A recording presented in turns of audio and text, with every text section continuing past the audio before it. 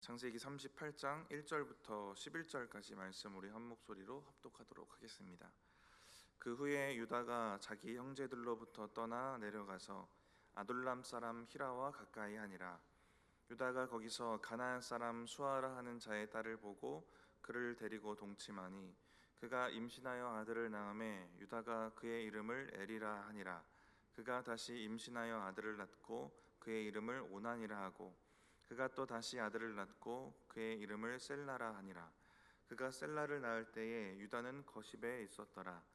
유다가 장자 엘을 위하여 아내를 데려오니 그의 이름은 다말이더라. 유다의 장자 엘이 여호와가 보시기에 악함으로 여호와께서 그를 죽이신지라. 유다가 오난에게 이르되 내 형수에게로 들어가서 남편의 아우된 본분을 행하여 내 형을 위하여 씨가 있게 하라. 오난이 그 씨가 자기 것이 되지 않을 줄 알므로 형수에게 들어갔을 때에 그의 형에게 씨를 주지 아니하려고 땅에 설정하매 그 일이 여호와가 보시기에 악함으로 여호와께서도 그도 죽이시니 유다가 그의 며느리 다말에게 이르되 수절하고 내 아버지 집에 있어 내 아들 셀라가 장성하기를 기다리라 하니 셀라도 그 형들 같이 죽을까 염려함이라. 다말이 가서 그의 아버지 집에 있으니라. 아멘. 37장부터 시작되는 내용이 요셉의 이야기인데요. 갑자기 등장하는 내용이 또 오늘 본문의 유다의 이야기입니다. 38장의 이 유다의 이야기가 갑자기 들어간 삽입된 내용으로 보입니다. 37장에 요셉이 형들에게 애굽으로 이제 팔려지는데 상당히 긴박하고 긴장감 넘치는 스토리입니다. 다음 우리가 만약에 이 내용을 몰랐으면 이 다음 내용이 뭘까 궁금해질 만한 그런 스토리예요. 근데 갑자기 38장이 등장합니다. 그럼 굳이 여기 들어가야 될 이유가 있었을 것 같은데요. 이 38장을 요약하면 유다가 가나안에 있는 여인과 결혼해서 아들 셋을 낳는데 두 명이 죽고요. 첫째 아들의 며느리에게 속아서 동침하게 되고 그로부터 태어난 아들로 계보를 이어가게 되는 그 이야기입니다. 왜 여기에 이 이야기가 등장할까? 성경에서 주어지는 100%의 명확한 답은 없습니다. 근데 여러 가지 추측을 좀 해볼 수 있는 건 일단 가장 큰 그림이 하나 있어요. 유다의 계보는 이스라엘의 왕 다윗의 계보이기도 하고요. 더 나아가면 예수 그리스도의 계보이기도 합니다. 하나님의 그 구속의 역사를 이뤄가는 그 중심 지파가 유다죠. 그래서 유다의 계보를 보여주는 의미가 있고요. 유다의 가정의 그 도덕적인 타락의 모습이 이제 38장 내용을 통해 우리가 보게 될 텐데요. 그 가운데 인간의 자격 없는 모습은 강조될 것이고, 그럼에도 유다의 계보를 끊지 않으시고 또 언약을 신실하게 이루어 가시는 하나님의 은혜가 강조가 됩니다. 이게 두 번째라면 또 이제 39장부터 요셉 이야기가 다시 이어져서 또 후에는 온 가족이 애굽으로 이주하게 될 것입니다. 근데 이 유다의 이야기를 통해서 그 도덕적인 타락, 특히 통혼과 관련된 가나안의 성적인 문란한 이런 모습들이 강조되면서 애굽으로 갈 수밖에 없었다라는 것에 대한 또 근거를 제시하기도 합니다. 또 한 가지를 생각해 보면 이 이야기를 읽고 있는 1차 독자 광야의 이스라엘에게는 이제 광야를 지나 가나안에 들어갔을 때 그곳의 문화가 이렇게 위험하다, 통혼이 이렇게 신앙에 악영향을 준다라는 것을 교훈으로 얻을 수도 있을 것입니다.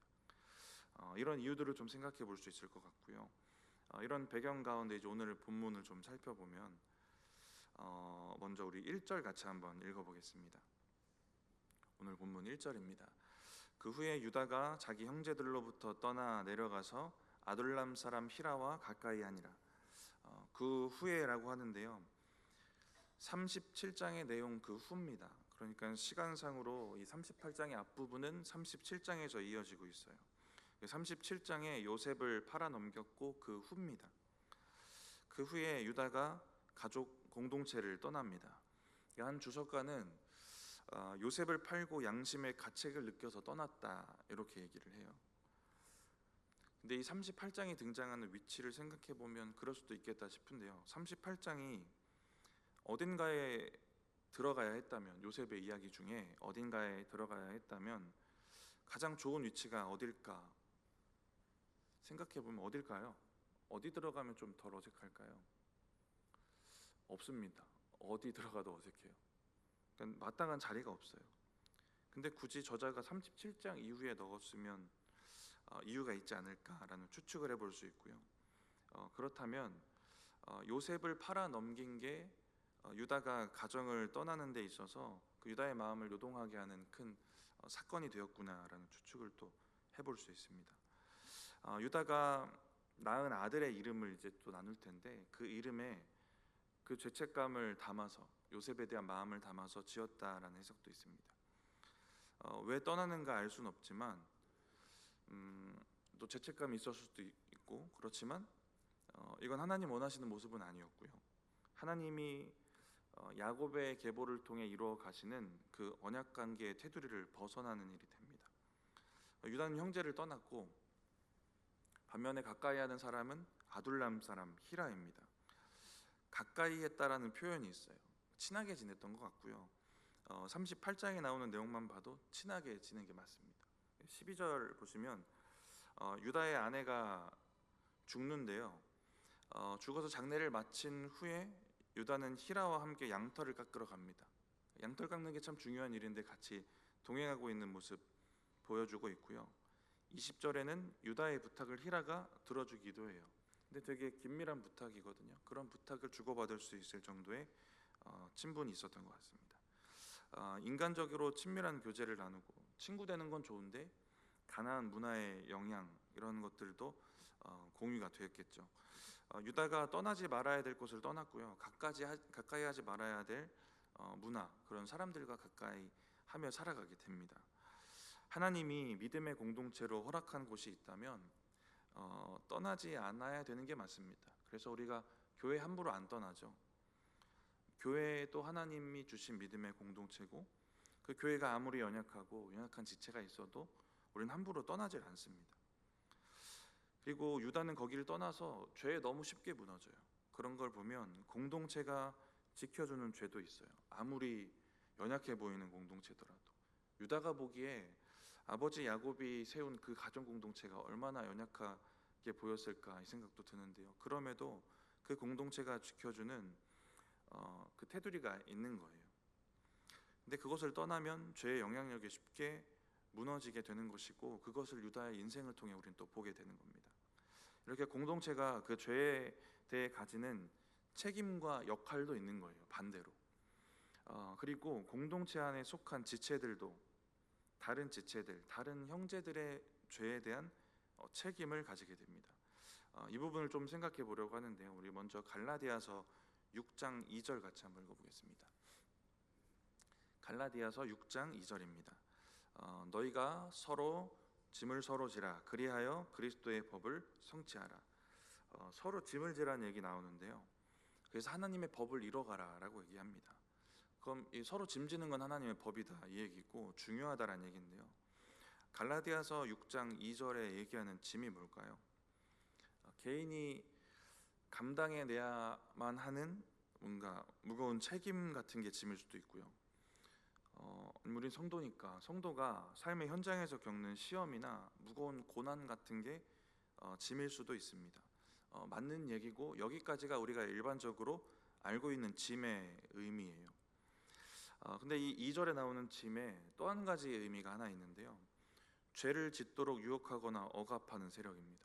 그러니까 이 의미를 가지고 해석을 하면 이 의미로 서로 짐을 지라라는 의미를 해석해 보면 이렇게 됩니다. 죄의 유혹과 위협으로부터 서로 도와주라는 겁니다. 그리고 갈라디아서 6장 1절을 보면 형제들이 죄에 걸려 넘어졌을 때도 그들이 죄를 이겨낼 수 있도록 온유한 심령으로 도와주라는 얘기를 해요. 우리 같이 읽어보겠습니다. 갈라디아서 6장 1절입니다. 형제들아 사람이 만일 무슨 범죄한 일이 드러나거든 신령한 너희는 온유한 심령으로 그러한 자를 바로잡고 너 자신을 살펴보아 너도 시험을 받을까 두려워하라.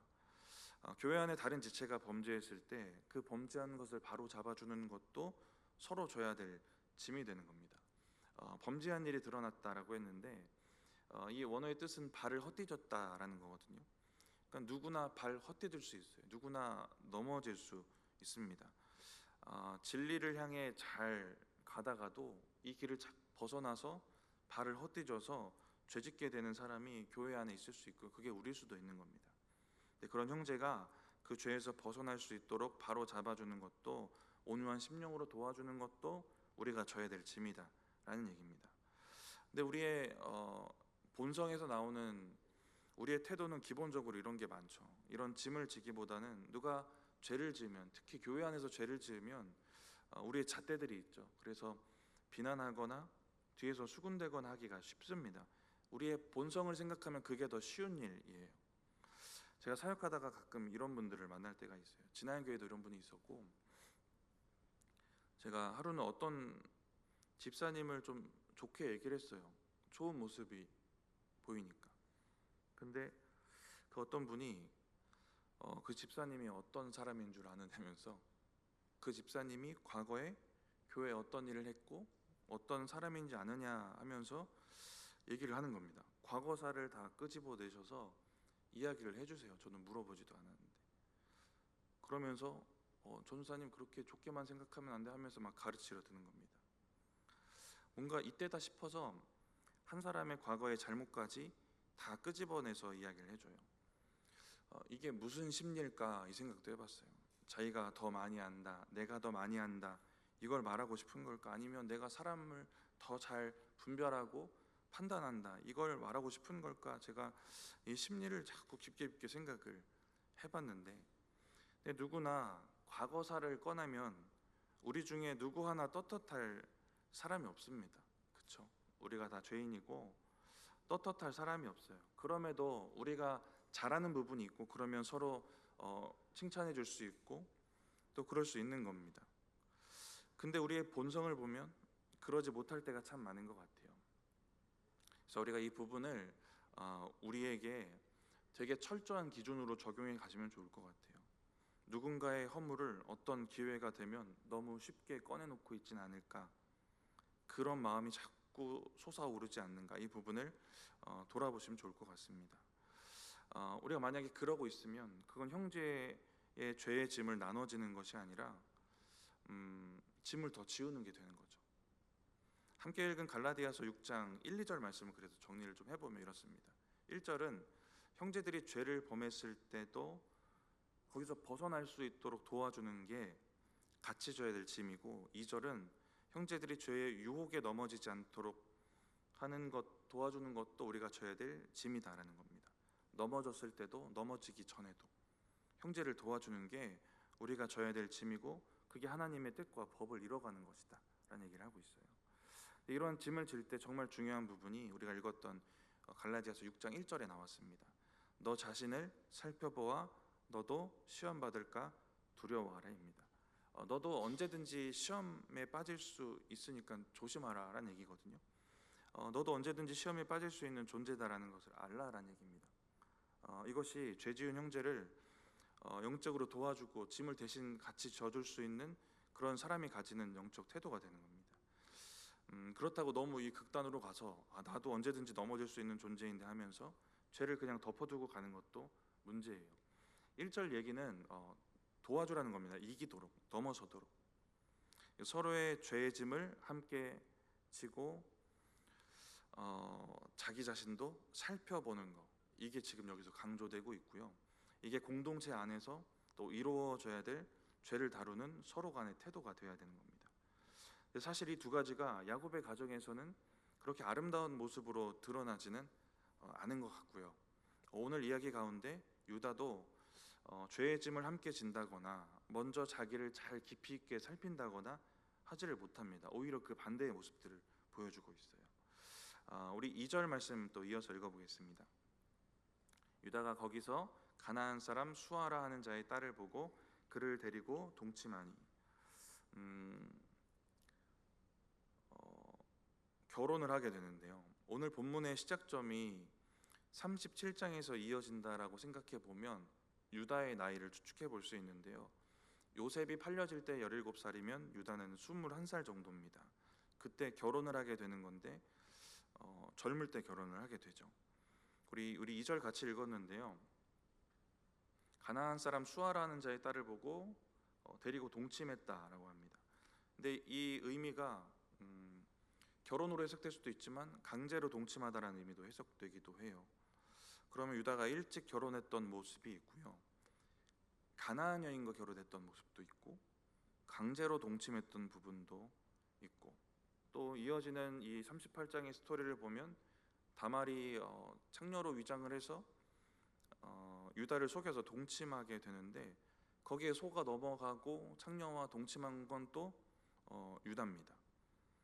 이런 부분들을 쉽게 생각한 거죠. 모든 이런 부분들을 종합해 보면 성적인 문란함, 이 영역에 대해서 연약했던 게 또 유다의 모습인 겁니다. 유다의 약한 부분이 이 부분이었던 거죠. 근데 이런 유다의 연약함이 그저 도덕적인 문제만은 아닙니다. 그러니까 이렇게 살았기 때문에 반면에 혈통을 지켜가려는, 계보를 거룩하게 이어가려는 노력은 반면에 할 수 없었던 겁니다. 할아버지 이삭이나 야곱도 단점이 있었겠지만 언약의 그 계보를 잘 이어가기 위해서 혈통의 순수성을 지키려는 노력들을 합니다. 결혼하는 모습을 통해서 고향에서 멀리 가서 고향에서 아내를 찾아서 결혼하게 돼요. 유다는 이 부분을 너무 쉽게 생각하고 있어요. 이 가정의 이런 흐름을 좀 보면서 아버지 야곱이 혈통을 지키려고 노력한 이 부분은 확실히 배울 점이잖아요. 근데 유다가 배우지 못합니다. 이것을 보면서 죄의 영향력에 대해서 한 번 더 좀 생각해 본 건 배울 점보다는 배우지 말아야 될 그 모습이 가진, 죄가 가진 영향력이 더 큰 겁니다. 아버지 야곱이 가진 장점도 있었고, 그렇지만 아버지의 영적인 연약함이 권위를 상실하게 하고, 그 영향력 아래에서 믿음으로 자라지 못하고 좋은 믿음의 영향력을 받지 못하는 겁니다. 유다는 가족을 해서 쉽게 떠났고, 쉽게 혈통을 무시하고 이방 여인과 결혼하게 되고요. 이어지는 3절에는 아들을 낳게 됩니다. 우리 3절 같이 한번 읽어보겠습니다. 그가 임신하여 아들을 낳음에 유다가 그의 이름을 엘이라 하니라. 첫째 아들인데요, 이름이 엘입니다. 깨어나다, 일어나다, 이런 의미를 가지고 있어요. 그래서 유다가 양심의 가책을 느끼고 가정을 떠나왔다, 이렇게 해석하는 주석가의 해석을 보면 이 이름을 지을 때도 양심의 가책을 느껴서 요셉에 대한 마음을 담아서 첫째 아들의 이름을 지었다라고 해석하게 돼요. 그러니까 요셉이 깨어나고 일어나서 죽지 않았으면 좋겠다, 이런 마음을 담았다라는 해석도 있습니다. 근데 1차적으로는 아들에 대한 의미를 담아요. 아들의 이름에는 아버지의 바람이 담깁니다. 이스라엘에서 이름 짓는 건 부모의 마음이 반영이 되죠. 유다는 아들이 깨어 있으면 좋겠다라는 생각을 한 것 같아요. 그러면 영적인 깨어 있음도 생각해 볼 수 있을 텐데요. 근데 반면에 유다의 인생을 보면 자신은 깨어 있는 삶을 살지를 않는 겁니다. 이 부분은 우리가 좀 생각해 볼 부분이에요. 또 이어지는 우리 4절, 5절, 우리 둘째, 셋째 아들에 대한 내용도 먼저 읽어보겠습니다. 그가 다시 임신하여 아들을 낳고 그의 이름을 오난이라 하고, 그가 또 다시 아들을 낳고 그의 이름을 셀라라 하니라. 그가 셀라를 낳을 때에 유다는 거십에 있었더라. 둘째의 이름은 오난이고요, 힘과 능력, 강하다, 이런 뜻이 있고요. 셋째 아들의 이름은 셀라입니다. 기도, 평화, 청원, 요청, 이런 의미들이 있습니다. 근데 셋째가 태어날 때 보면 유다가 집에 없어요. 그래서 유다가 가정에 소홀했다라는 얘기도 있는데요. 유다가 가정을 지키지 않고 거했던 곳이 거십이라는 곳입니다. 이 거십이라는 명칭의 의미는 뭐냐면 거짓, 위조하다, 이런 뜻이거든요. 이 지명이 악십이라고도 불렀는데, 악십은 거짓말의 도시입니다. 이 거짓말이라는 키워드가 또 이 가정을 휩싸고 있어요. 38장의 유다의 가정에 일어나는 사건도 이 거짓말이라는 것이 도구로 사용이 됩니다. 그 아버지 야곱의 가정에도 그랬던 것처럼 거짓말이 도구가 되어서 이 가정을 또 흔들게 됩니다. 우리 6절 이어서 읽어보겠습니다. 유다가 장자 엘을 위하여 아내를 데려오니 그의 이름은 다말이더라. 첫째 아들을 위해서 아내를 데려오는데요, 유다가 자기 가족을 떠나서 결혼을 합니다. 그러니까 가족들과 상관없이 또 아버지 야곱의 뜻과는 상관없는 결혼을 하게 돼요. 근데 6절에는 자기 아들의 아내를 자기가 구해줍니다. 왜 그랬냐면 이 시간을 추측해서 계산을 해보면 엘의 나이가 어렸을 것 같아요. 근데 어렸을 때 결혼을 시켜야 됐기 때문인 것 같은데요. 그러면 왜 일찍 결혼시켰을까라는 의문이 드는데요. 이런 해석이 있어요. 그 아들을 일찍 결혼시켜서 가나안의 그 성적으로 문란한 문화에 빠지지 않도록 막으려는 것이다. 아니면 첫째 아들 엘이 이미 가나안의 성적인 문란함에 빠져 살아서 그 아들의 방탕함을 바로잡기 위해서 일찍 결혼시켰다라는 해석이 있습니다. 근데 만약 이 해석을 따라가면 또 유다의 모습이 보이는 거죠. 아들의 방탕함을 걱정하고 가나안 문화의 영향을 받을까 걱정하는데 자기는 성적으로 방탕하게 사는 겁니다. 이런 모습들이 계속 반복이 됩니다. 이렇게 유다가 장자 엘의 아내를 얻어주게 되는데요. 죽습니다. 우리 7절 읽어보겠습니다. 유다의 장자 엘이 여호와가 보시기에 악함으로 여호와께서 그를 죽이신지라. 어떤 죄인지 나오지 않는데 죽은 이유는 분명합니다. 하나님이 보시기에 악함으로입니다. 하나님이 보시기에 악하다. 그러면 그 반대 측면은 잘 몰랐을 수도 있는 거죠. 사람들이 보기에는 악하지 않다고 여겨질 수도 있는 겁니다. 그러면 두 가지를 좀 생각해 봤는데, 하나는 사람이 볼 때 사람들의 눈에는 보여지지 않는 은밀한 죄가 있었다라고 생각해 볼 수도 있어요. 그러면 남들 앞에서는 괜찮은 척 사는데 숨겨진 죄가 있을 수가 있습니다.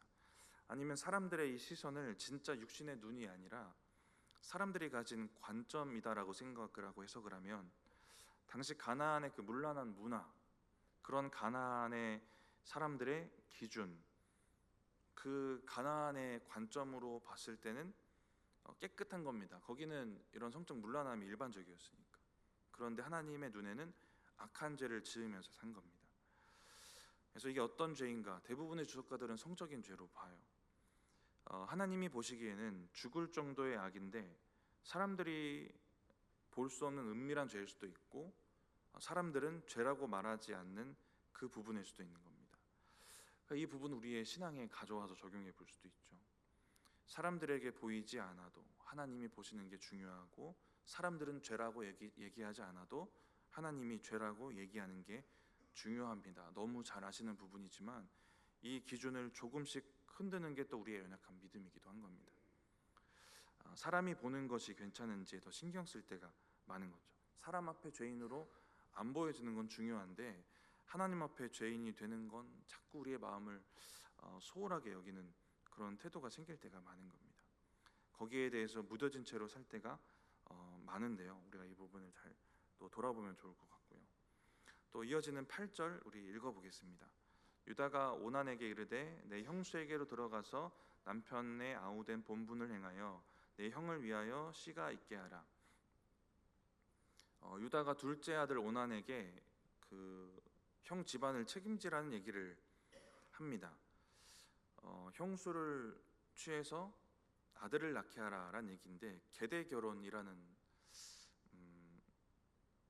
표현을 쓰는데요. 아들이 없이 죽은 형제의 아내를 취해서 아들을 낳도록 하는 겁니다. 많이 들어보셨죠? 지금 문화 가운데 생각하면 이상한 일이지만 당시 문화에서는 참 선한 일로 여겨집니다. 고대 근동 사회에서는 가문과 혈통이 더 중요했던 그런 시대였고, 그 문화권에서는 대가 끊기면 안 되는 거거든요. 그래서 그것을 이어주는 되게 선한 일입니다. 그래서 이스라엘 민족 가운데도 선하게 잘 행해지던 일이고, 신명기 25장에는 모세의 율법으로 이제 확정적으로 주어지게 됩니다.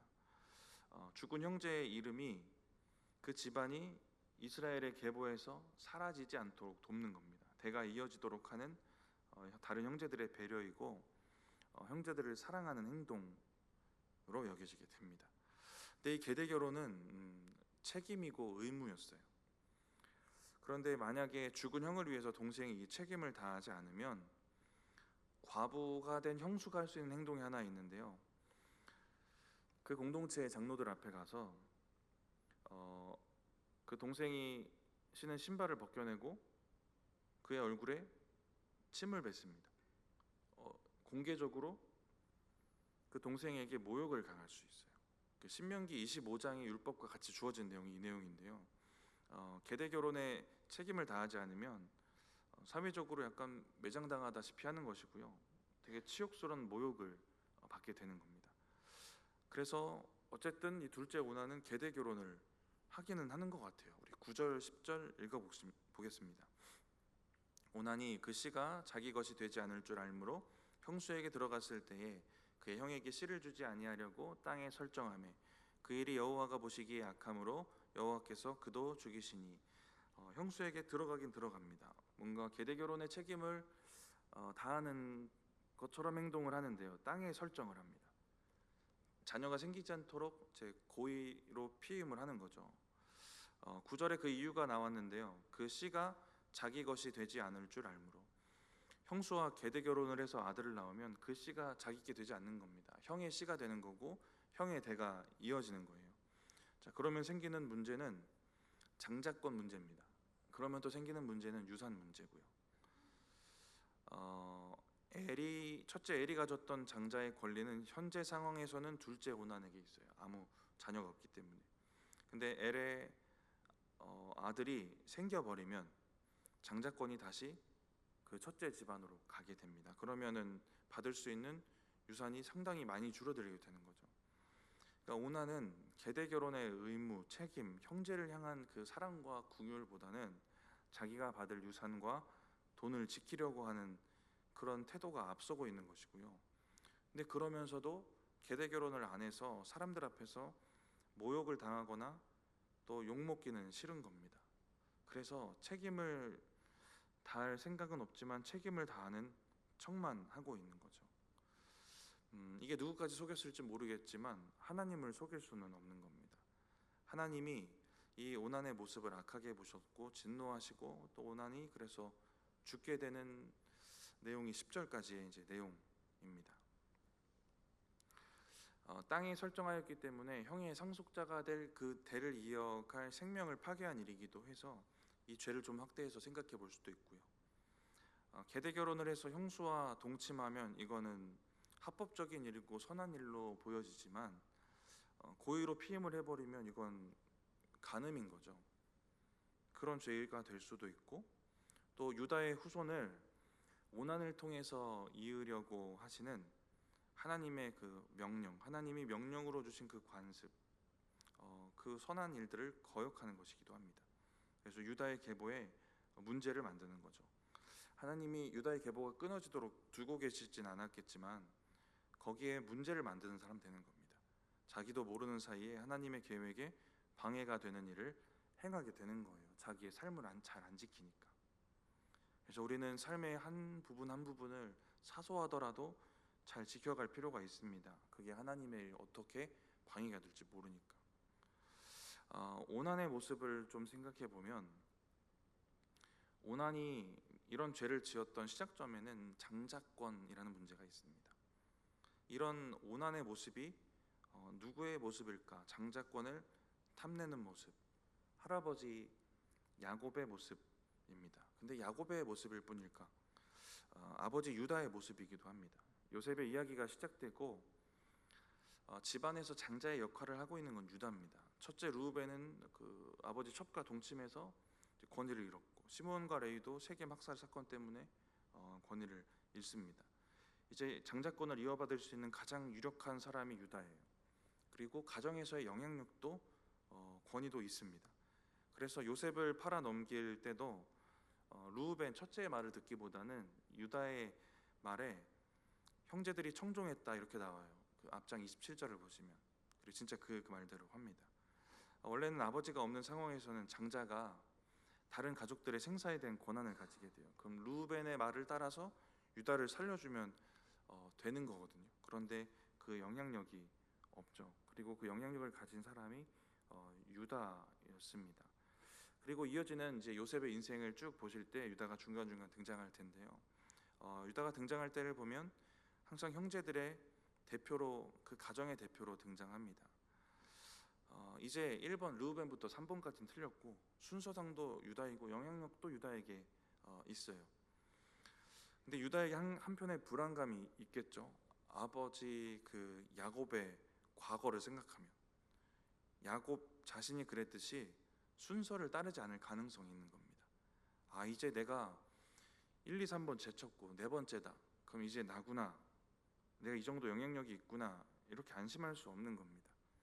왜냐면 야곱도 순서를 거슬러서 둘째인데 첫째를 제쳤으니까. 그 가능성이 유다가 보였겠죠. 계산할 수 있을 만큼 지혜는 있었던 사람 같아요.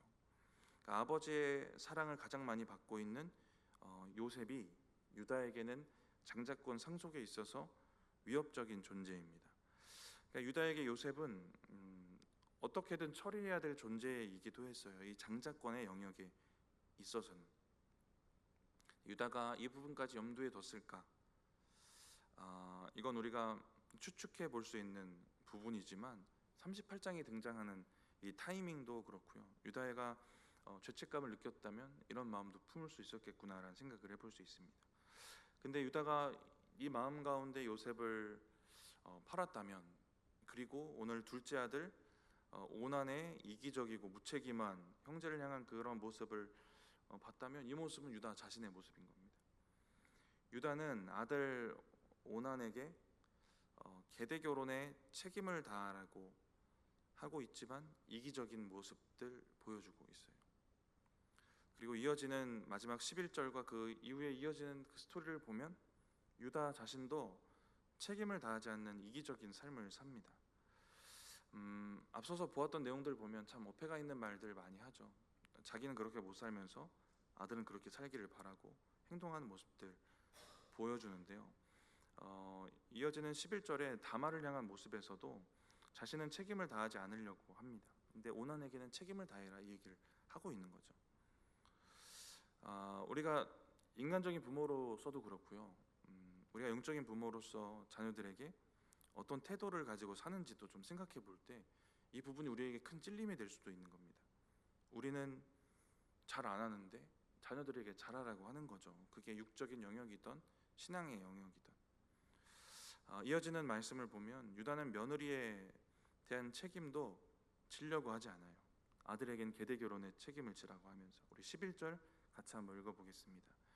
유다가 그의 며느리 다말에게 이르되 수절하고 내 아버지 집에 있어 내 아들 셀라가 장성하기를 기다리라 하니 셀라도 그 형들같이 죽을까 염려함이라. 다말이 가서 그의 아버지 집에 있으니라. 첫째와 둘째가 죽었고 마지막 하나 남아있는 셋째가 있습니다. 근데 결혼하기엔 좀 어려웠던 것 같고 그래서 유다는 며느리 다말에게 집에 가 있으라고, 친정에 가 있으라고 말합니다. 근데 이어지는 스토리를 보면 이때부터 유다는 이미 셋째를 줄 마음이 없었어요. 다말의 인생을 책임져 줄 마음이 없었습니다. 거짓말이었어요. 11절에 보면 셀라도 그 형들같이 죽을까 염려함이라. 이 염려가 유다에게 있었던 겁니다. 첫째와 둘째 아들의 죽음의 원인을 다말이라고 여겨요. 또 결혼시키면 안 되겠다. 아니면 이 원인을 장성하기를 기다리라고 했으니까 너무 어린 나이에 결혼시켜서 죽었나 이 생각을 할 수도 있는 거죠. 유다가 찾은 원인이 있어요. 근데 이들이 죽었던 원인은 성경이 분명히 나오지 않습니까? 7절과 10절에 분명히 나옵니다. 왜 죽었냐면 하나님 앞에 악했기 때문에 죽습니다. 원인은 며느리가 아니라 하나님 앞에 악한 삶을 살도록 그냥 내버려둔 유다에게 더 책임이 있어요. 악하게 살았던 아들들 본인에게도 책임이 있겠지만 그토록 그렇게 살도록 내버려둔 방치해둔 유다 자신에게 더 문제가 있습니다. 근데 유다는 원인을 자기에게 찾지 않고 다말에게 찾죠. 다른 원인을 찾습니다. 그래서 다말의 인생까지 불행하게 만들어 가는 겁니다. 하나님은 분명히 보고 계시지만 유다는 잘 못 보고 또 다른 곳에서 원인을 찾게 되고 그러다 한 여인의 인생이 철저하게 무너져 내리게 되는 그 위기를 가져오게 하는 겁니다. 다말의 인생을 책임지려 하진 않고요. 오난에게는 책임을 다할 것을 얘기하고 있는 모습이 있습니다. 유다가 부모로서 어떤 모습을 보였는가, 오늘 모습을 통해 좀 생각 정리를 해보면, 첫 번째는 죄의 환경을 만들어준 게 유다입니다. 자녀들이 하나님 앞에 죄 지을 수 있고 성적으로 문란할 수 있고 그렇게 죄 짓고 살아갈 수 있는 환경을 만들어준 게 아버지 유다입니다. 유다가 형제들 떠났고 이방 문화권 안에서 이방 사람들과 친하게 살고 또 그런 성적인 문란함 가운데 본인이 살아갑니다. 그래서 두 번째는 모범이 되지 못하죠. 유다는 첫째 아들이 깨어있는 삶을 살면 좋겠다라고 이름을 그렇게 지었는데 유다 자신은 깨어있는 삶을 살지 않고요. 첫째 아내를 직접 골라주면서 일찍 결혼을 시키는데 그게 그 가나안의 문화 가운데 지키기 위한 방법이라고 하면서 자기는 문란한 삶을 삽니다. 또 유다가 다말에게 속아 넘어간 건 평소에도 창녀들과 관계를 가졌구나 이걸 추측해 볼 수도 있어요. 아들의 오난에게는 계대 결혼 책임 다해라 하면서 자기는 책임을 다하지 않습니다.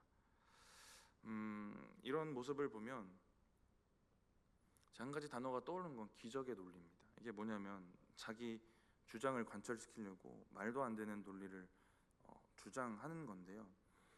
유다는 자꾸 말도 안 되는 자기 논리에 취해요. 그래서 요셉을 상인에게 팔자라고 형제들을 설득할 때도 우리 아우니까 죽이지 말자라는 논리를 펴거든요. 근데 우리 아우를 팔아넘기는 겁니다. 그러니까 자기 논리에 취해서 이상한 논리 가운데 넘어가서 내가 합리화한 주장을 관철시키고 또 죄에 무뎌진 채로 살아가게 되는 겁니다. 또 이걸 또 우리의 신앙으로 가져올 수 있겠죠. 저와 여러분의 신앙에 이런 기적의 논리가 있지 않을까. 내가 합리화한 주장을 관철시키려고 사람들에게나 하나님에게나 관철시키려고 억지 논리를 펴는 건데 그 억지 논리에 자기가 오히려 속아서 자기 죄도 못 보고 돌이키지 못하고 사는 겁니다. 우리가 여기에 빠질 위험이 있겠구나라는 생각을 해보게 됩니다. 유다는 자기 논리에 빠져서 아버지로서의 본이 되지 못하고 아버지로서의 본이 되지 못하니까 영적으로 그 자녀들을 잘 책임져 주지를 못하게 됩니다. 반면에 영적으로 영향력이 있었던 부모들이 있는데요. 예레미야에 보면 레갑 족속의 요나답이라는 사람입니다. 예후 왕이 개혁을 하는데 그때 손을 잡았던 사람이 있습니다. 그 영적으로 존경받던 사람인데요. 그 사람이 요나답이거든요. 예후가 손잡고 쿠데타를 일으켜서 북이스라엘을 회복해야겠구나라는 이 일을 행하게 됩니다. 근데 이 둘은 목적이 좀 달랐어요. 한 명은 신앙적 이유가 더 중심이었고 한 명은 정치적 이유가 중심이었는데 함께 그 땅에 있는 바알 신앙을 몰아내게 됩니다. 다 바알 선지자들을 불러서 죽여버리기도 하고 해요. 바알 신상은 다 불태우고 신당을 헐어버립니다. 그리고 거기를 화장실로 만들어버려요. 그리고 이 레갑의 자손 요나답이 그런 일을 행하고 믿음으로 자녀들을 잘 길러내고 그래서 그 후손들이 인생이 어떻게 됐는가 이 내용이 성경에 기록이 되어 있는데 이게 참 재밌는 겁니다. 예레미야 35장에 그 내용이 나오는데요. 유다 왕 여호야김 때입니다. 그 요나답 시대부터 이제 200년 정도가 흐른 뒤입니다. 그때 예레미야를 이제 불러서 하나님이 이렇게 말씀을 주세요. 예레미야 35장 2절입니다. 같이 한번 읽어보겠습니다. 너는 레갑 사람들의 집에 가서 그들에게 말하고 그들을 여호와의 집 한방으로 데려다가 포도주를 마시게 하라 하니라. 레갑 사람들을 불러서 포도주를 마시게 하라는 겁니다. 그래서 그렇게 하는데요. 레갑 자손들이 이걸 거절합니다. 네, 우리 35장 8절 말씀 먼저 한번 읽어보겠습니다. 예레미야 35장 8절입니다. 우리가 레갑의 아들 우리 선조 요나답이 우리에게 명령한 모든 말을 순종하여 우리와 우리 아내가 자녀가 평생 동안 포도주를 마시지 아니하며 믿음의 조상 요나답 그 집안의 믿음의 조상 요나답의 명령을 그대로 지켜가고 있는 겁니다. 200년이 훌쩍 넘었는데요. 이렇게 그들의 영적인 부분을 책임져 주는 조상, 부모도 있어요. 부모가 이렇게까지 영향력을 주는 집안도 있습니다. 이러한 레갑 자손 또 요나답을 소망으로 삼으셨으면 좋겠습니다. 이런 가정으로 만들어 가시면 좋겠어요. 레갑 자손들은 조상 요나답의 신앙의 그 요청을 오랜 세월이 지나서도 200년 후까지도 지켜가고 있는 겁니다. 하나님이 예레미야에게 이런 레갑 자손에 대한 내용을 보여주는 건 유다 백성들에 대한 책망입니다. 레갑 자손들은 사람의 명령도, 그러니까 꼭 이렇게 해야 되는 건 아닌 거예요. 포도주를 먹을 수도 있는 겁니다, 당시에. 근데 사람의 명령도 이렇게 몇백 년간 지켜가는데 내가 너희에게 명령한 말하는 이 말씀은 순종하지 않는구나라는 그 유다 백성의 모습을 질책하시는 건데요. 레갑 자손은 하나님께 또 오히려 인정받고 칭찬받고 축복받은 집안이 됩니다. 참 부러운 집안이죠. 근데 예레미야 35장 9절 10절인데요. 우리가 이 부분을 읽고도 여전히 그런 마음이 들 수 있을까를 좀 생각해 보면 좋을 것 같습니다. 우리 35장 9절 10절을 읽어보겠습니다. 살 집도 짓지 아니하며 포도원이나 밭이나 종자도 가지지 아니하고 장막에 살면서 우리 선조 요나답이 우리에게 명령한 대로 다 지켜 행하였노라. 살 집도 짓지 말고 포도원이나 밭도 가지지 말고 포도주를 마시지 않는 것은 물론이고 포도원이나 밭도 가지 말라고 합니다. 집도 가지지 말고요. 장막 생활을 하라는 겁니다. 지금 이 시대는 광야 시대가 아니에요. 유목민으로 살아야 될 시대가 아닙니다. 농경 시대예요. 정착해야 되는 시대란 말이죠. 그러면 이렇게 정리가 되는 겁니다. 세상에서 잘 먹고 잘 사는 걸 거부하고 살래요. 세상에서 말하는 원리를 따라서 살지 말라는 겁니다. 요나답처럼 자녀에게 이렇게 살라고 우리가 권할 수 있을까요? 세상에서 집을 가지는 거, 차를 가지는 거, 좋은 직장 가지는 거, 거기서 잘나고 잘 사는 게 중요한 게 아니다. 신앙의 삶을 위해서 포기할 수도 있고 신앙의 삶이 더 중요한 거다라고 이렇게 가르치는 겁니다. 요나답의 요청은 어찌 보면 한편으로는 극단적이에요. 왜냐하면 포도주 마시면서도 그 시대에는 또 신앙을 지켜온 사람들 많이 있었을 테니까. 근데 요나답이 지나온 인생을 보면 왜 이렇게까지 해야만 했는지가 이해가 되는 겁니다. 바알에 물들어 버린 이스라엘, 개혁하기 전에 그 이스라엘의 모습이 진짜 처참했습니다. 그 모습들을 보면서 어떻게 했을까? 어떤 생각을 했을까? 레갑 자손은 이방 족속이에요. 그러면 이 모습을 보면서 그 전에는 선민 이스라엘에 대한 기대가 있었겠죠. 선민이라고 말하는 이스라엘이 그런데 바알에 물들어 버려서 이렇게 처참하게 무너진 것을 보면서 걱정을 하는 겁니다. 선민도 소용없다. 시대와 이런 세상의 현실에 휩쓸려서 정체성도 잃어버리고 믿음도 잃어버린 그 선민이라고 말하는 이스라엘을 보는 겁니다. 이스라엘도 그런데 이방인인 우리는 더 철저하지 않으면 안 되겠구나, 이런 걱정과 이런 마음들 품었겠죠. 이스라엘이 점령한 가나안은 농경사회고, 농경사회는 농사 잘 되는 게 중요하고 그 농사의 일꾼들 중요하기 때문에 다산이 또 중요합니다. 그와 관련돼서 만들어진 우상이 바알이고요. 그러니까 바알은 세상적인 가치관의 결과물입니다. 지금 시대에도 그런 바알들이 있겠죠. 근데 거기에 휩쓸려 사는 거죠. 근데 또 레갑 자손, 그 자손의 조상이었던 요나답은 극단적이긴 하더라도 거기에 휩쓸리지 않도록 뭔가 기준을 철저하게 주어지는 겁니다. 과하다 싶을 정도로. 극단적이긴 하더라도 그러한 바알을 섬기지 않으려면 아예 매력적으로 느껴지지 않도록 그 농경사회 자체를 등지고 살라는, 어찌 보면 한편으로는 좀 극단적인 이런 원칙을 주는 거예요. 농사 짓고 정착하고 집 짓고 살다 보면 풍요와 다산 자연스럽게 원하게 되고, 그러면 바알에 빠지기 쉽고, 이런 과정들을 생각하면서 요나답은 그 뿌리 자체를 없애고 싶은 겁니다. 성경에 물론 이 극단적으로 이런 극단적인 태도를 보이는 집안만 좋은 모델로 등장하는 건 아니에요. 참 다행이시죠. 이게 다른 잘 되고 잘 먹고 잘 사는 집안도 좋은 집안으로 등장할 때가 있습니다. 근데 요나답의 중심은 우리가 진짜 붙잡아야 될 믿음이에요. 우리도 예수 믿지만 잘 먹고 잘 살고 싶어요. 잘 먹고 잘 사는 것 자체는 죄 아닌데요. 이것 때문에 하나님 등지면 죄고요. 이것 때문에 하나님의 등지도록 자녀들을 그렇게 만들어 버리면 이게 우리의 죄입니다. 요나답은 그걸 극단적으로 경험했던 사람이고 그렇기 때문에 자녀들에게 이것을 향한 철저한 원칙을 세워주는 겁니다.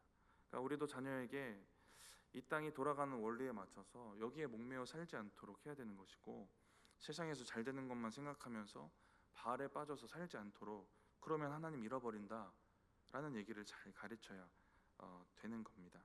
그래서 요나답처럼 하나님에 대한 이 신앙을 잘 물려주는 삶을 살아야 되는 거예요. 그런데 우리 본문으로 다시 돌아와 보면 유다는 이렇게 살지 못합니다. 영적인 영향력이, 자신이 먼저 그렇게 못 살아서 영적 영향력이 없었고 자녀들의 인생도 그렇게 지켜주지 못합니다.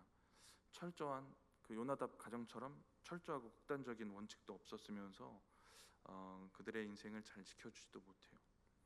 말씀을 이제 마치면서요, 먼저는 우리가 떠나지 말아야 될 곳 떠나서, 가지 말아야 할 곳 가서 죄에 쉽게 무너졌던 유다의 모습 함께 보았는데요. 이 죄의 영역에 있어서 공동체로서 감당해야 될 짐이 있고요, 우리가 각 지체로서 감당해야 될 짐도 있습니다. 이 부분들을 우리가 잘 돌아보면 좋을 것 같고요. 유다의 첫째 아들이 사람들이 보기엔 어땠을지 모르지만 하나님 보시기엔 악했다. 이게 죽은 이유인데요.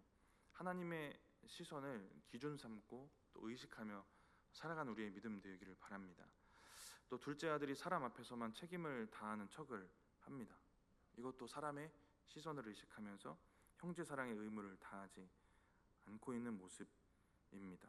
또 유다는 문제의 원인을 다른 곳에서 찾아요. 그리고 자신이 다해야 될 영적 책임에 대해서는 생각하지 못합니다. 그리고 아버지로서 영적 영향력이 또 사라져서 자녀들이 불행해지는 것들을 인지도 못하고 그렇게 잘 잡아주지 못하고 믿음으로 이끌어주지 못하는 삶을 살게 됩니다. 말씀 마치면서 요나답처럼 영적으로 선한 영향력, 이 영향력을 자녀들과 후손들에게 잘 전해주시는 또 저와 여러분들 되시기 바랍니다. 기도하겠습니다. 하나님 감사합니다. 오늘 유다의 계보, 또 유다의 인생을 보면서 하나님, 우리의 믿음을 이 시간 돌아봅니다. 우리가 우리에게 주어진 신앙 가운데 또 형제를 향해 또 행해야 될, 서로 짊어져야 될 짐과 베풀어야 될 사랑과 긍휼도 또 돌아보게 하시고, 하나님, 우리가 하나님 앞에서 우리에게 주어진 위치들, 아버지로서 또 아들로서 또 시아버지로서 그 영적인 위치들을 잘 감당케 하시고, 또 감당케 하심으로 인하여서 그 영향들이 또 자손들과 후손들에게 잘 이어져 갈 수 있도록, 그래서 요나답의 가정처럼 그 믿음을 끝까지 잘 지켜가며 하나님 앞에 축복받고 또 선하게 인정받는 그러한 집안, 그러한 계보가 되어질 수 있도록 주님 인도하시고 함께하여 주시옵소서. 감사합니다. 예수님의 이름으로 기도드립니다. 아멘.